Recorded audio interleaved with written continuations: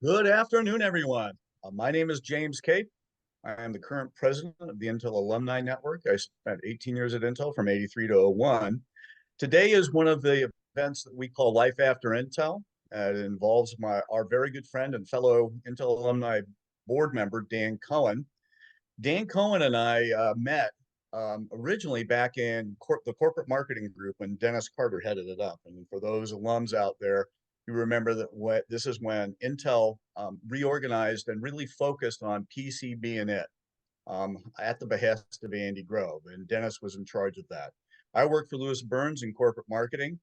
And Dan worked, and I know I'm going to screw this up, Dan. You worked for Sally Fundakowski or Ann Lunas, but you worked in that group and you worked on first on retail programs, and then you went off to help really bootstrap and make Intel Inside the incredibly successful program that it was. You know, as I've gotten to know you better after Intel, I know that experience absolutely provided you the foundational experience that you need to get the job for which this brown bag event is all about. How you joined Adobe as VP of strategy and took the company from a licensed software pricing model to a SaaS model. And essentially what you did is something pretty remarkable and has not been done at many legacy software companies, taking that company from a license model through the SaaS valley of death and into a new business model. So with that, I'm going to hand it off to Dan with one caveat.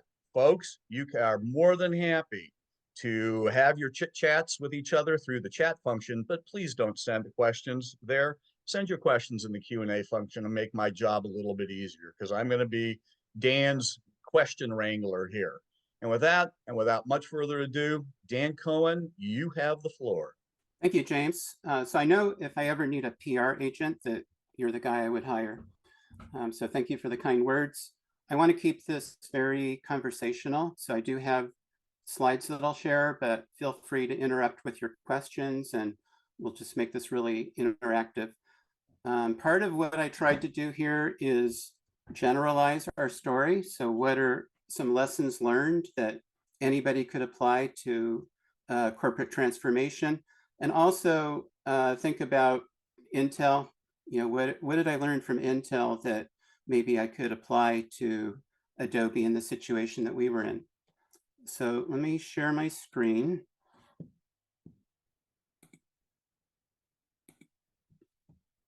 And there we go.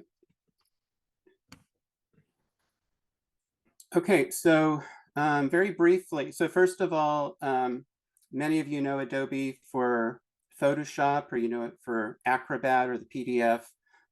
Essentially, the main story about Adobe's transformation is about the creative business, which included all of the creative products such as Photoshop. Although we did apply the subscription model later on to our other businesses.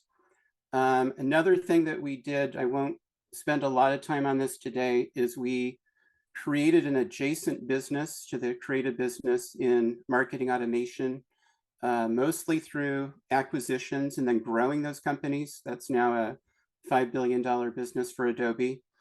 We also exited, we had an enterprise software business called Lifecycle. We exited that and we used the operating expenses that we were spending on that business to help us to do what we did with the transition of the software business on the desktop.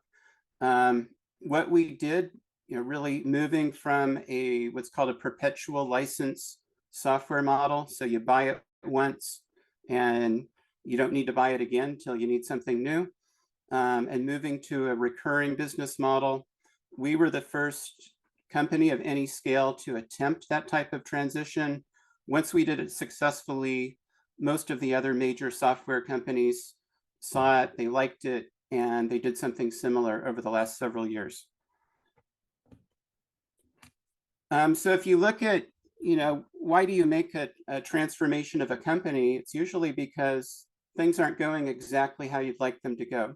So if you look at Adobe back, you know, let's say 20 years ago, during the 2000 to 2009 until the recession hit, there was a sweetening strategy. So we took all of our creative products. We bundled those together, and we sold. Most people bought the bundle.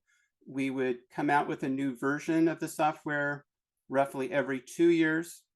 We would add something new to it and raise the price. So the problem with that was we weren't really growing our customer base. We really were just raising the price of the software over time. And eventually you need to bring in new customers, or the business will die. You had to really depend on people deciding to upgrade.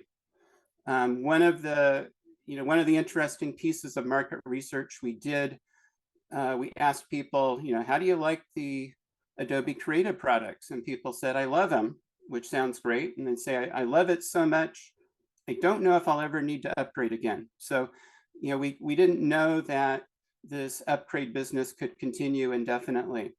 And in the middle of that, the Great Recession hit. We took a big dive in our revenue and our earnings. Our stock went way down. And as we looked at what we had kind of a dated business model. And employees maybe were not as proud to work at Adobe as they used to be. So around that, we're coming out of the recession. We're seeing there's this huge explosion in people creating content. There's this huge explosion in mobile consumption on mobile phones, on tablets, also some content creation on those devices. And we weren't really participating in it. And so we were looking at how do we grow our revenue.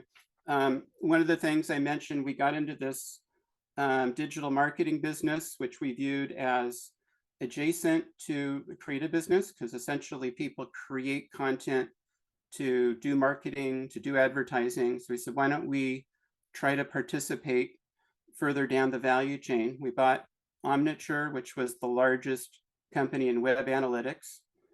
And eventually, and I'll tell the story, but eventually we decided to launch the Creative Cloud, and things expanded from there, over the next several years. So what were some important steps in the process? I think way back at Intel in the early 90s in the microprocessor group, I was running the competitive analysis team. And I ended up at Adobe also. Part of our charter was running competitive analysis. So we were looking a lot at what was happening in the market. And if you looked at companies like Salesforce, or even if you looked at a company like Autodesk, Salesforce was really born in the cloud, recurring business model. They were not hit in the recession like we were, because they had this recurring model. Their revenue didn't really go down. Their stock price didn't really go down relative to what we saw. And even companies like Autodesk had started to migrate customers to a subscription model. Mostly not, but they were starting to move that way. And so I would share some of that with the executive team as we started looking at what could we do to change our business and grow it. We also did some pilots. So we liked to do pilots in Australia and New Zealand because they were sort of isolated, but they spoke English, so it was kind of easy for us. And we did a pilot with a subscription model side by side with our traditional perpetual, buy it once software. And what we saw out of that pilot were two things.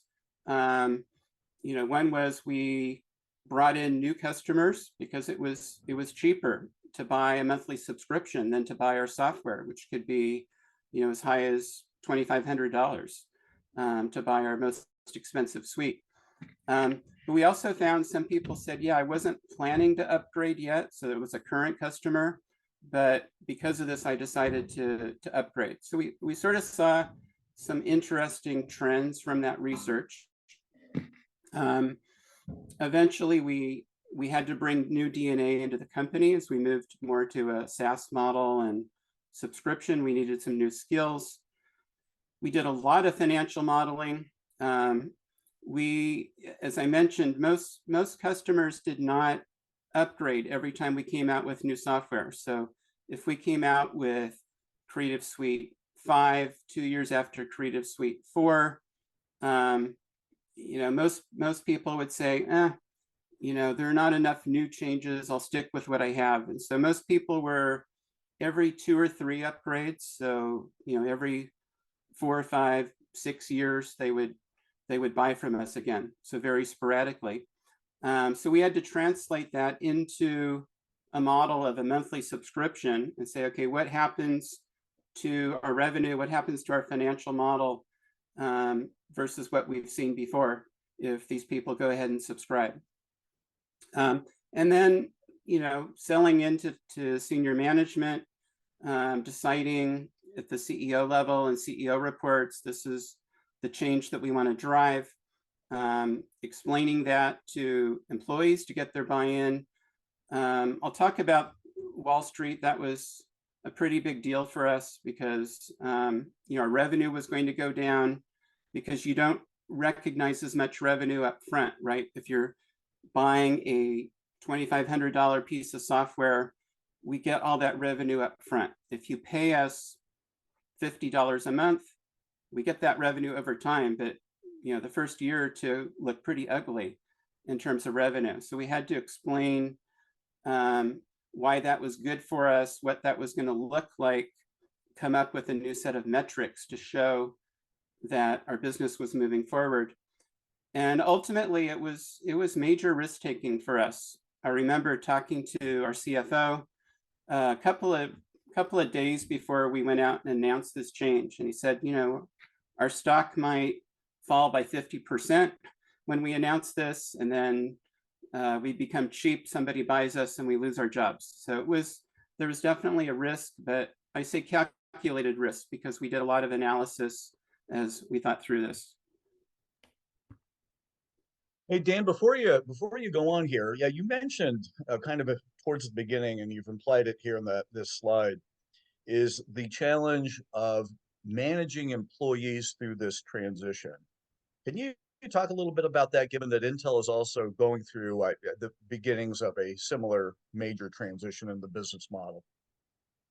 Yeah, I mean, one thing I'll say is, first of all, not all customers like this move. Probably, a good half of them were kind of upset about it because, like, oh, I have to rent my software now. It was a fairly, now if you're like me, you've probably got a ton of subscriptions on your credit card bill you're paying all the time, but it was pretty new. And most of our employees actually were users of our products before they became employees. So they had friends who were users of the product. And so, not everybody was bought into the idea that this was a good thing. So it was a lot of, it wasn't like one conversation like, hey, we're going to move to subscription. It was a lot of discussions with the employees, partly to get their buy-in to the strategy, but probably more importantly, as you'll see later, probably everybody in the company had a change in their job. Like their job looked very different after this change than it did before. And they had to actually think about, okay, what does this mean for me? Now I've got new success metrics. I've got new things I need to work on. It reminded me a bit of my time at Intel when we had something really big we were doing, like the launch of the Pentium processor or the launch of Centrino. We had to really align the whole company around it, all the different functions, and really march there together. So I think it was, it was really, really important to get all the employees aligned and really bought into what we were doing. And, frankly, some people left the company, if they couldn't buy into it. So that was, fortunately not a ton of people, but that was another piece of that. Very good, Dan. What kind of adding to that question, was the entire executive team that you were a part of, were they aligned on this or sold onto it? Or what level of, resistance or malicious compliance did you run into as you were trying to lead the company through this incredibly significant transition. Yeah, it was interesting. I think people bought in pretty quickly. And I mentioned that we ended up shutting down one of the businesses. And I remember when we came to the meeting of the executive team to announce that, and most people were, oh, thank God. And I was like, well, why didn't we do this before if everybody was, so sure this was the right thing? So I think most people bought in pretty quickly. I remember one person who came back from was on sabbatical while this was going on. It was like, what? And sort of came and tried to argue against it. But I'd say, almost everybody at the senior management level bought in pretty quickly. So, one of the important ways that companies measure themselves is stock price. So I just took, this is a 10-year period, just looking at Adobe. October 2011 was when we announced this to Wall Street, and we launched Creative Cloud early the next year. The NASDAQ doesn't look like it actually did pretty well during this 10-year period. So like a 400% increase over 10 years is pretty good for the stock market. Adobe went up, more than 20-fold during that time. And I thought it'd be interesting to look at how that compared to Intel. So I looked at Intel from the time the Intel Inside program was launched in 1991. And Intel, for a few years had an even steeper trajectory, of course, then sort of flattened out and had a decline since then. I'd like to tell you that I was smart enough to sell all my Intel stock at the peak and hold my Adobe stock forever, but I wasn't that smart. I held my Intel stock for a long time as it declined. And then I took that lesson to Adobe as it went up and said, boy, I better not hold all this Adobe stock. But that's the way it goes. You can't predict stock markets. Okay, so as we thought about this transformation, we had to really get this right. So, one of the things with delivering customer value, we looked at cars and we said, okay, I can buy a car or I can lease a car, but it's still the same car. And that can't be the case here. We actually, if we're going to ask people to subscribe and every month they're making a decision whether to remain a customer or cancel their subscription, we've got to provide recurring value to them. So that was a big change versus before, product launches every 2 years. We had to come up with something new throughout the year. And, we wanted to think about in this new world of mobility and other changes, how do we help people to stay ahead of the game as a customer? Reinvigorating growth, as I mentioned, we were not attracting new customers, even though we were growing our revenue. It was by raising prices, and we wanted to bring more customers into the franchise. We actually, this was hard to estimate in our financial models. We knew at a lower price that more people would try it and hopefully stay with us, but this actually exceeded all of our expectations in terms of new customers coming in. Recurring revenue. So we had a multitude of business models. We were, Adobe was a pretty big company, but we weren't, we were no Microsoft. We weren't a huge company. And we had all these different business models. We had this perpetual license for the desktop where you bought it once. We had this business called Lifecycle, which was an enterprise software product with a maintenance contract. And then as we've gotten into this digital marketing business, I mentioned we bought Omniture, and we bought a bunch of other companies over the years. Most of these came in with a software as a service model. So we decided we really needed to focus on one model, which was this subscription and SaaS model. And then thinking about Wall Street and the stock price, we needed to really think about growth. One of the traps that I think we fell into is we were one of the most profitable software companies in the industry. We had a 40% operating margin. Very, very few have that. And after the recession hit, the margin went down. And then the Wall Street analyst said, well, when are you going to get back to 40? And, I had some discussion with the CFO, like, well, we shouldn't go back to 40 because if that's your benchmark, how do you get into a new business? There are very few businesses out there that are that kind of margin. So then you can't buy any companies, you can't enter new businesses. So we had to really think about, well, let's grow our earnings, let's grow our revenue, but let's not focus on a certain percentage margin number. Let's grow margin dollars. So that was another thing. We had to really reframe the company as a growth company.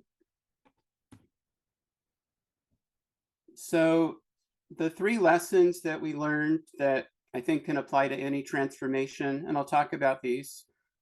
Read the tea leaves. So what's happening out there? Burn the boats, which is really about single-minded focus and being transparent to all of your shareholders and your stakeholders. So starting with reading the tea leaves, the idea here was there's a lot of disruption that was happening in digital industries, and we needed to recognize that before it happened. So just a few examples here. If you look at Netflix disrupting Blockbuster, Netflix started in 1998, probably until took till 2005 before Blockbuster really responded to their model. And Reed Hastings, who's the CEO of Netflix, has said that if Blockbuster had responded even 2 years earlier, so that's still 5 years after Netflix was out there, that Blockbuster probably could have beaten them. You look at the iPod and iTunes and digital music disrupting Tower Records. You look at digital cameras disrupting Kodak. You look at the Kindle disrupting Barnes and Noble. So these examples were all over the place.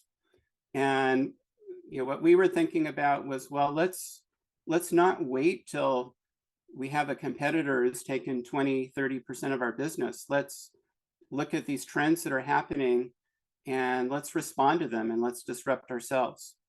So, the big trends we saw out there, the mobile disruption, iPhones, mobile phones, tablets, the growth of the cloud, every new software company that was being funded on Sand Hill Road was cloud software. Nobody in their right mind would be funding a desktop software company in 2010. And then recurring value. This was a trend we saw in the software industry. We've seen it, all of us. If you're like me, you've got 10, 20 subscriptions going right now. Well, And Dan, so hey, yeah. Dan, real quick, let me ask a quick question, kind of around the business model. As you move from licensed software to SaaS, the valley of death, I think, has always been described. It's really a financial valley of death if you do a good job of implementing it. But when you pull back and think about it, is it been a way for the software industry to just kind of figure out how to hide pricing and pricing increases, because now, to your point, you have 12 subscriptions and they're small enough that you don't really pay attention to them. Do you think this has been an opportunity for the software industry to take advantage of customers, or do you believe that customers see this as true value add and this is their preferred way of doing business doing business with Adobe and other SaaS providers? I think it's got to be a combination of those two. And it's kind of tricky. So, we were presenting to Wall Street saying, hey, we think with this recurring revenue model over time, and over time was over a period of years. It wasn't, certainly wasn't year 1 or year 2 where we were losing money, but, over time, we think we'll make more money from our customers. And then you're kind of hoping, well, I hope our customers don't see that presentation. But the story to the customers was, look at all this recurring value that we can give you. So, you're in a competitive environment, and we're going to give you better tools to compete constantly. And we also had new value vectors. So it wasn't just software. I'll show in a couple of minutes, but there were community benefits, there were mobile benefits, there were a lot of different things that we wove into the story. If you look at so Net Promoter Score, which is one of the ways that people rate customer satisfaction, the old product we had, Creative Suite, was rated very highly. But as we moved to the Creative Cloud, our numbers actually went up for the people that moved to that. So I think, hopefully it was a win-win, that it was a better offering for the customers and a better offering for Adobe's financial model. Well, as a quick follow-up to that, Dan, did Adobe see significant drop rate in terms of customers basically renewing a license model under now a subscription? And then over time, how did Adobe see a drop off and then a pickup in subscriptions? I guess I'm asking the question about churn rate, right? I mean, SaaS businesses are all about minimizing churn. How did Adobe address that? So, I think our churn rates were, so you think about our customer base, you've got enterprise software or enterprise customers, which tend to have the lowest churn rates. You had small businesses, which actually for Creative Cloud was the biggest part of our business. And that had a little higher churn rate. And then you had some consumers, which have the highest churn rates. So I think initially we were sort of I'd say pretty close to best in class industry trends for those. The question our CEO asked for our small business, like, well, this is mission critical. So, to their business, shouldn't it be as high as the enterprise customers? And so I think it got there over time. Essentially, people needed our software to do their jobs effectively. And one of the ways I guess we discussed this internally, we said, the cost of this subscription, if you're a creative professional and you're spending several hours a day in our software, the cost for the subscription to our software is less than that daily cappuccino that you're going out and buying, in the middle of your workday. So it wasn't onerous from that standpoint. It was, for most customers, it was $50 a month. And if you're making a living at it, that's pretty good. If you're a hobbyist, maybe that's a little steep, but that wasn't what most of our customers were. So kind of along those lines, Dan, did this new model, in effect, it sounds like you're saying it attracted a lot of new customers, and if it did, what do you think was the key part of the value proposition that resonated with these new customers as they began to sign up for subscriptions? Well, definitely price was a big deal. So the way our model worked before, if you were a new customer, you paid anywhere from about $1,299 to $2,500. And then if you were an existing customer buying the upgrade, that was roughly half that price. So if you wanted to experiment, that's pretty steep. If you could come in and we give you a free trial, so you could check the product out, and then if you like it, you can come in at $50 a month. And actually, for existing customers to model that cheaper price for the upgrade, it was actually $30 a month for the first year, moving over to our subscription. So I think just having a much more desirable price point and just making it easier to get into the product was a big deal. And then I think just, as I mentioned earlier, the explosion in content creation. There are just more more people creating digital content out there, that wanted to try out our tools. So, here's a company, it was a $4 billion company, had been, very successful over a period of years. And, the question is, well, why change? And wouldn't it be really hard to change the company, because we have to change the things that have given us the success? And one of the thought exercises I gave people, I'd say, well, if we were forming our company today, we didn't exist, we're writing our business plan, would we form this company as a desktop software company? You say, no, of course not, right? So, well, if we wouldn't do it, if we were forming the company, why don't we make that the company now? So it really becomes the discussion of not should you move from point A to point B, but how do you do it? If you buy into the fact, well, let's become the company that we would create if this were a new company today. Well, Dan, that sounds very much like the story of Gordon Moore and Andy Grove, famously, talking that the Intel was a memory company, and they walked out the door, walked that back into SE4 or 5, and said, "Nope, we're a microprocessor company." That's a really big deal. So when you think about it, this comes from an Intel employee, because Intel employees now are going through a remarkable transition in Intel's business model. When you engage the workforce on this, this new change, what were the two or three things that were the key messages to employees about how they needed to adapt and manage this fundamental change in Adobe's business model? So let me speak to that at a high level, and then I'm going to show you some examples of how did it affect engineering, how did it affect marketing, how did it affect sales and IT. But really, we had to modernize our business model, and this idea of burning the boats. So,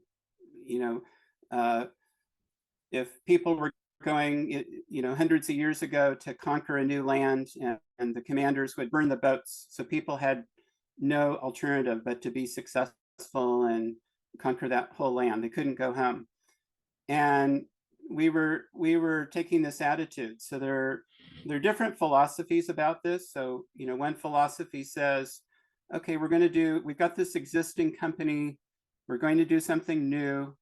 Let's form a new business unit. Let's experiment, and maybe we'll grow that, or we'll roll that out. And what we decided, this was so important to our core business. It's like, we got to do this in the core business, not in some side unit. And for a period, we had both the subscription model and the old model side by side, partly because we couldn't, we had to transition our customers. We couldn't do it all in one fell swoop.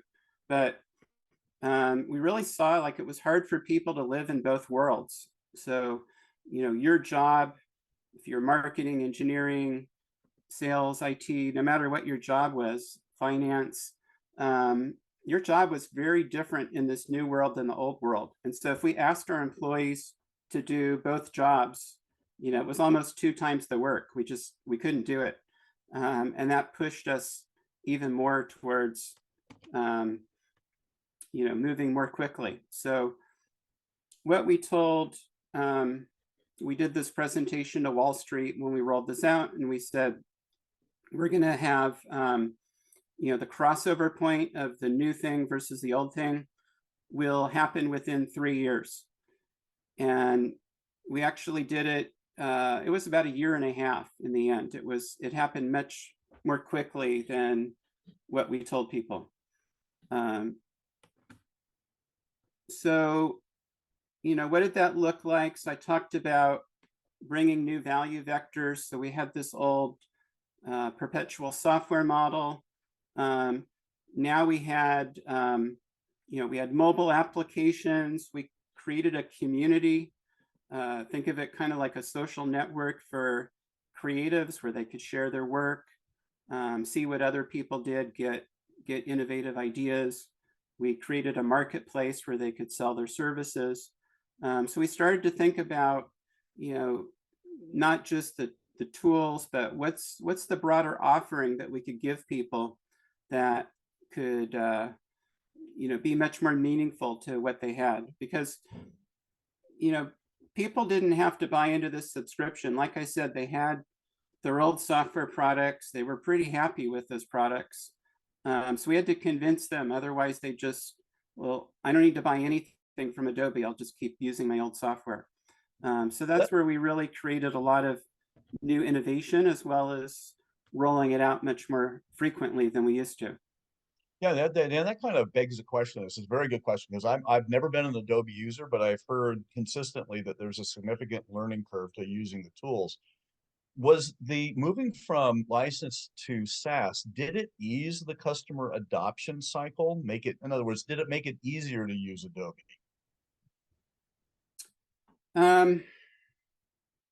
Probably not.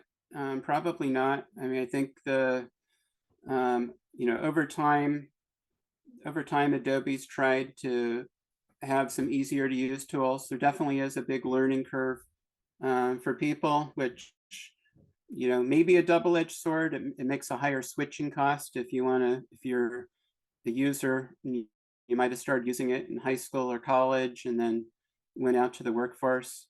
But I think there's a lot of truth that it's hard to use, and some of these still have quite a steep learning curve.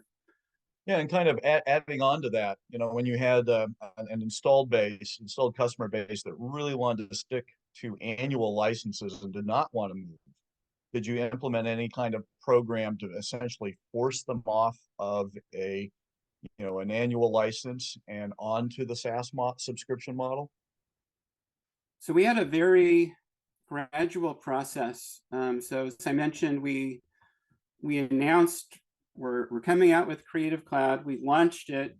We launched it concurrently with Creative Suite 6, so the sixth version of our suiting. Under the hood, I mentioned people being pretty happy with what they had. So you're on Photoshop 14, etc. As you get to the 14th version of something, you've probably created a lot of the value people are looking for, but you can still innovate. So we launched both of these together. We took about a year. At the end of the year, we said, hey, how are we doing? Do we think, are people buying this Creative Cloud? Are we providing do we think it's a good value for our customers? How's the ramp going of it? It was going pretty well after the year. So we said internally, you know what, we're not going to have another version of the old perpetual product, the Creative Suite 7. Now, people wouldn't have expected it to come out yet. It'd only been a year. And like I said, it's usually about 2 years between releases historically. But once we made that decision, and this goes to the transparency, and we said, we need to announce this to our user community. So we told people, hey, we're going to keep selling Creative Suite 6, but there's no Creative Suite 7. So all of our new innovation is going to go into the subscription model. So it's a very phased approach of, first, we're still innovating in both product lines. Secondly, we're not innovating in the old one, but we're still selling it. Maybe over time, we made it a little harder to find the perpetual version on our website. So it's a very gradual process to try to wean people off and get them to try out this new model. Thank you very much, Dan. So what did this mean to some of the job functions? So from an engineering standpoint, under the old model, we had 2-year release cycle. We had what was called a waterfall development model. So product management and engineering would agree to, here are the 100 new features in the next version. They'd work on those features over time. They'd QA them, and then we'd have a big release. under this new model, and you've probably heard about the agile development model. So that was widely used. It wasn't something new that we came up with, but essentially you have these the Scrum process. You have these small teams, and they do what's called sprints. Typically, they define what they're going to do. 2 to 4 weeks, they've developed it, they've tested it, and it can be pushed out into the marketplace.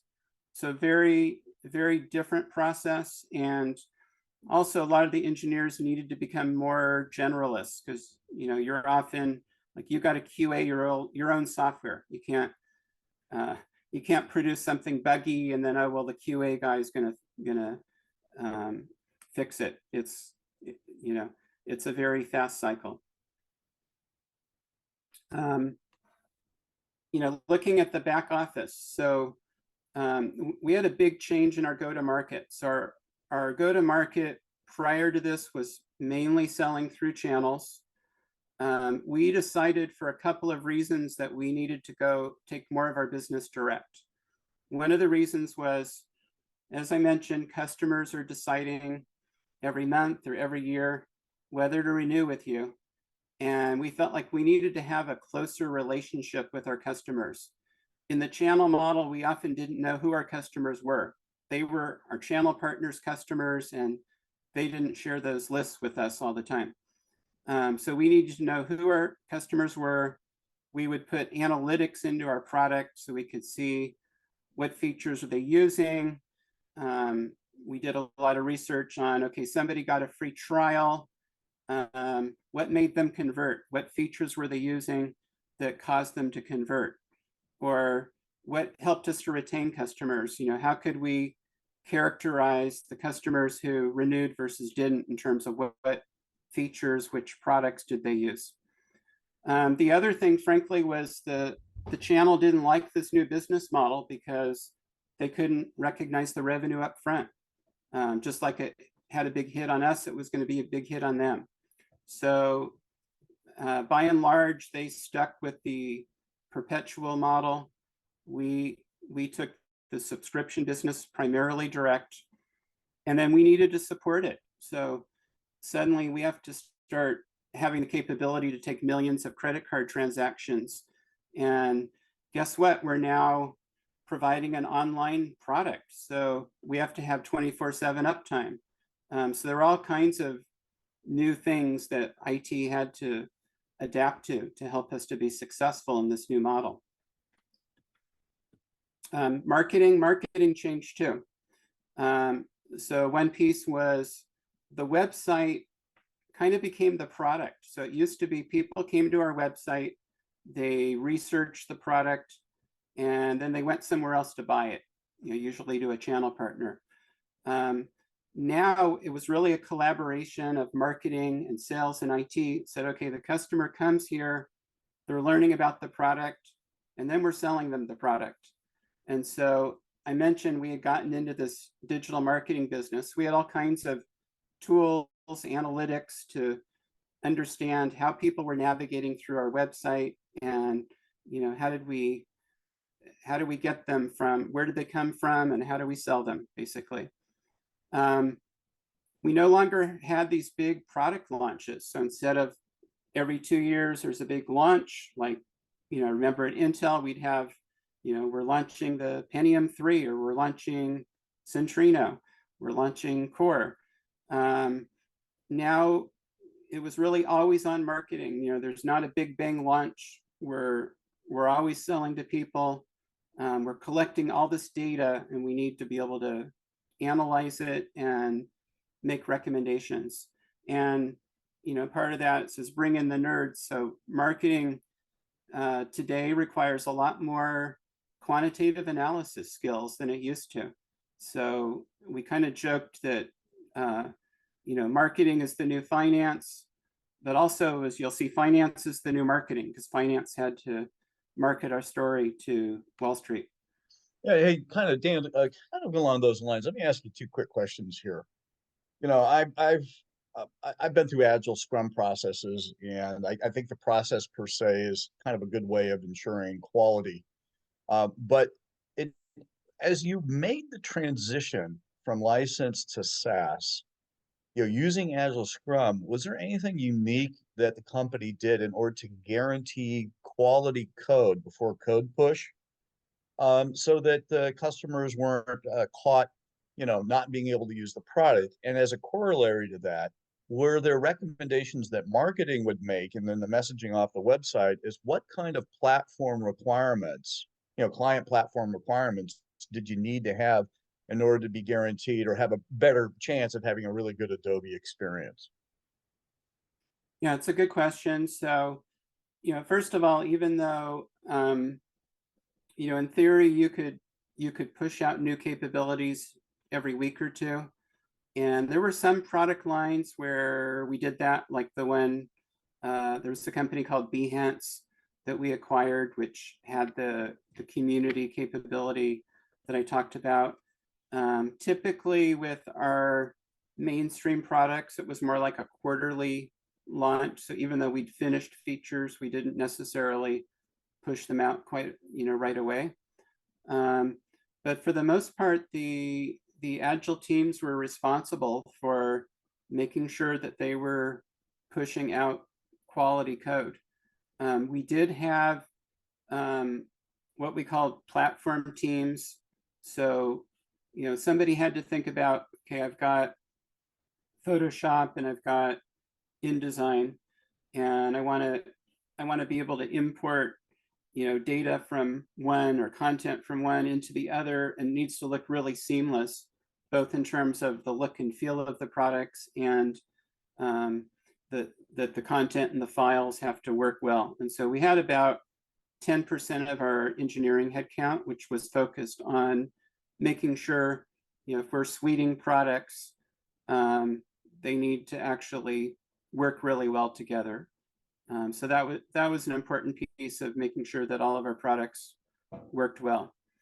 No, also one other kind of corollary to this is, as you guys were kind of managing that, the revenue stream transition, there's a metric, and by the way, I'm not familiar with this wet metric, even though I've gone through something similar that Dan's gone through in a much smaller environment.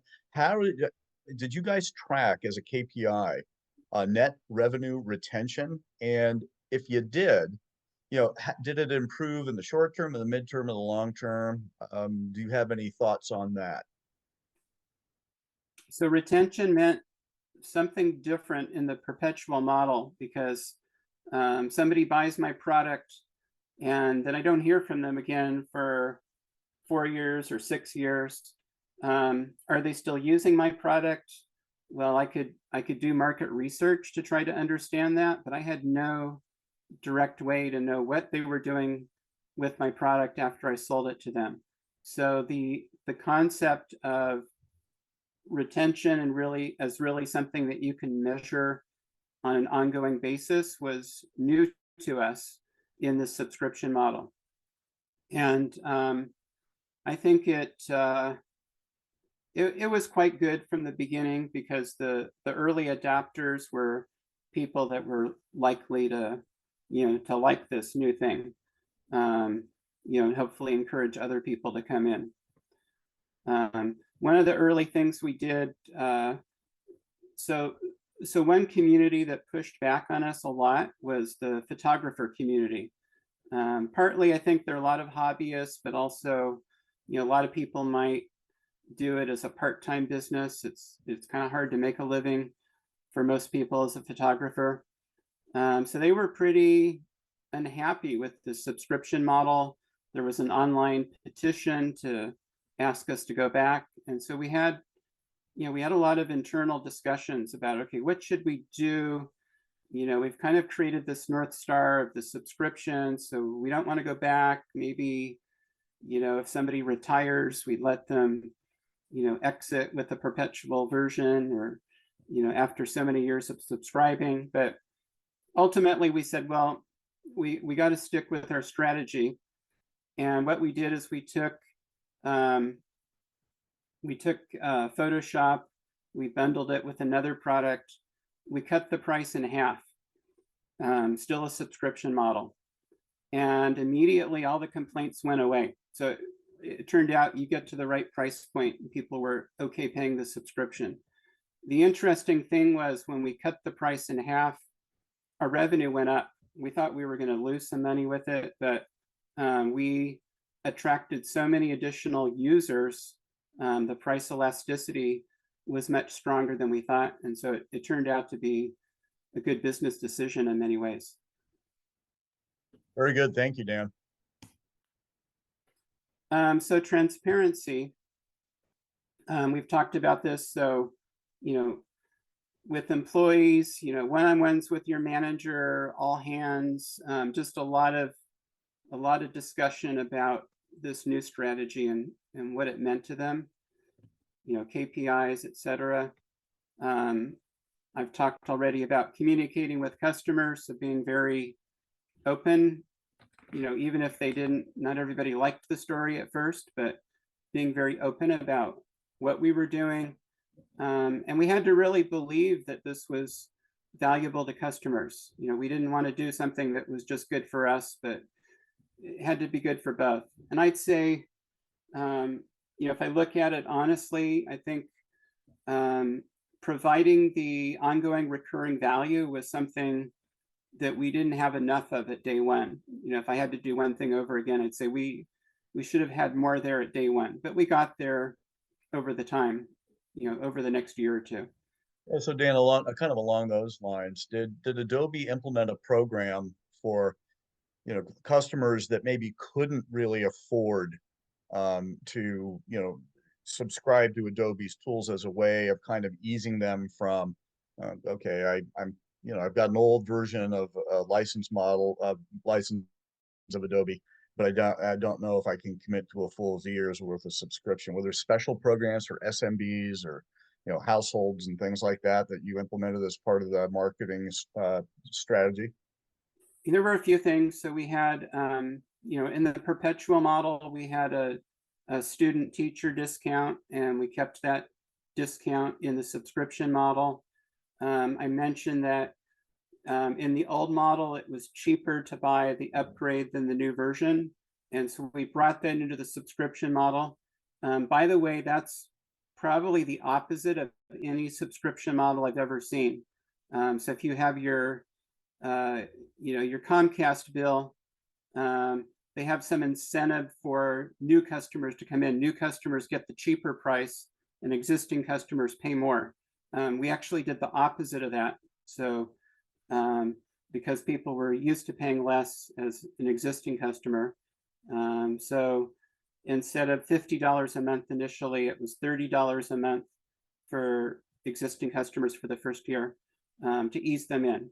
If you only used, that's for the full suite of products. If you only used one of them, then it was cheaper than that. So investors, really spending a lot of time with investors. We had to come up with these new set of metrics. So if you kind of look here and say, okay, revenue dipped, right? Revenue dipped and then eventually went up. But if you focused on ARR, annualized recurring revenue, that was ramping up. So we had to show revenue. It's required. But we could show number of subscribers. We could show annualized recurring revenue, retention rates, and other metrics like that. Our earnings, it took 4 years for our earnings per share to return to what they'd been before we made this change. So we were giving usually we would give 1 year, most companies do this. What's our projected revenue and earnings next year? We were giving a 3-year view. So we did it at the beginning to say, hey, here's what the company's going to look like in 3 years after we go through this transformation. At the end of the 3 years, we still had not caught up with what the earnings had been before this. So we did another 3-year view. Now Adobe's back to annual views, but really trying to show people the long-term view of where things were going.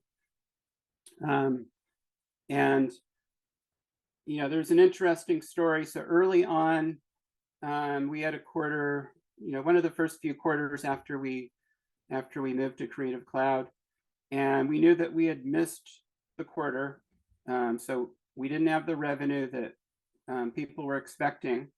But the reason was more people bought subscriptions than we expected. And if you believe that subscription was better in the long term, that was actually a good thing, not a bad thing. So our CFO actually did a little math exercise and said, okay, we had, X more subscription units. We only got this much money for them, but if those had been perpetual, we would have made, this higher amount of money, and we actually would have beaten the number that you were expecting, not missed the number. So we did a lot of really explaining things to people so they could understand what this transition was going to look like. People don't want to feel like you're trying to fool them, you're trying to obfuscate the facts. So you had to really, share the right metrics to show that there was momentum. Yeah, hey Dan, in the interest of time, we're at 3 minutes to the top of the hour, and I think we've done a reasonably good job of fielding questions and asking them as we go.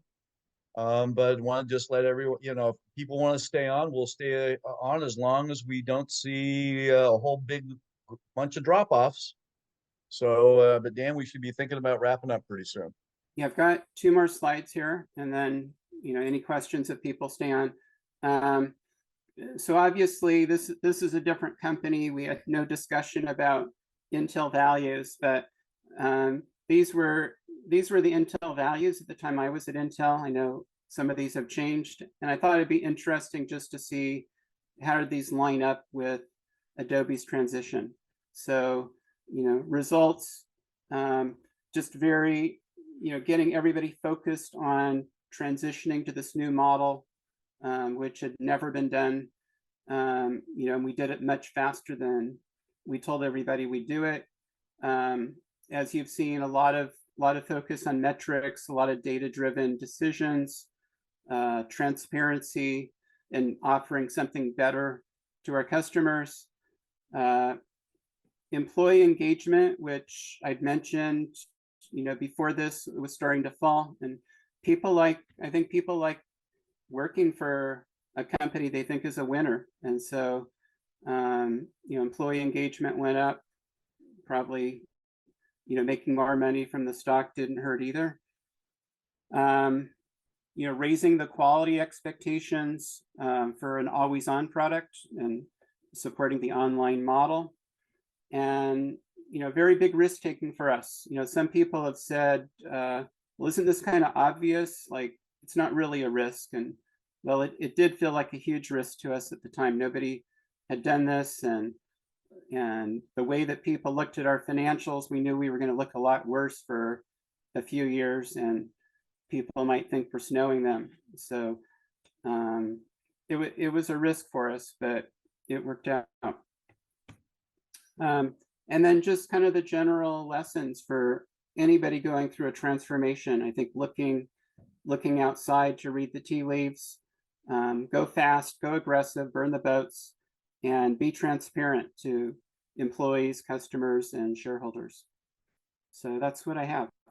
Yeah, that's outstanding. And we're not seeing that much of a drop off. So let me make 1 or 2 comments and do an ad for the Intel Alumni Network upcoming events. I can tell you, I worked at a software company that was only $40 million and it was private. What Dan did here at Adobe with a publicly traded company is it's no less truly than remarkable. I mean, this is a really big deal. This is as big. Andy taught us all about inflection points, and that most times legacy companies or the existing leaders, they don't make the transition successfully. And Dan, through his leadership, based on what he learned in all his years at Intel, he was able to help guide a significant company, a sizable software company, through what they truly was called the SaaS Valley of Death. I tried to model it myself as well. I didn't have the resources Dan did, but I tried to do it nevertheless. this is a really truly remarkable achievement. And again, for those, particularly those Intel employees that are participating, remember this is one of the things that you get from Intel. You get the kind of experience and a platform upon which, when you decided it's your time to become an alum, because you are all alumni in training, you know look at what Dan's done here. His experience directly led to his ability to help lead a publicly traded company through a remarkable transition. Most companies don't pull that off, right? So, with that, I want to thank Dan for doing this. I've been bugging him forever to do it, and I'm going to brag on him one more time. He told me that a couple of months after you left Adobe, or I don't remember the time frame, Michael Dell's executive assistant calls up and says, Dan, Michael would like to have a one-on-one with you. That's pretty incredible. Now, the only thing I fault Dan for is he didn't make it a billable event at the time. So, Dan, when the next time you lead a company through a remarkable transition, let me represent you. I'm happy to. And with that, let me just say two more things. We have a major event, another event, Gen AI 102, which will be hosted again by a board member and friend, Dan Feinberg. And then we have a very big event on March 18th that will include the author Niall Ferguson. You guys can look up who he is. I'm a big fan of all his books. And Pat Gelsinger, as well as Stu Pan. It'll be focused on the past, the present, and future of information technology and Intel's role in that. So, with that, I want to thank everybody. Could my board members kind of please hold on? And, guys who are still on from Intel and the Intel alumni, if you want to use the chat window to connect with each other and reconnect, that would be great. And with that, goodbye.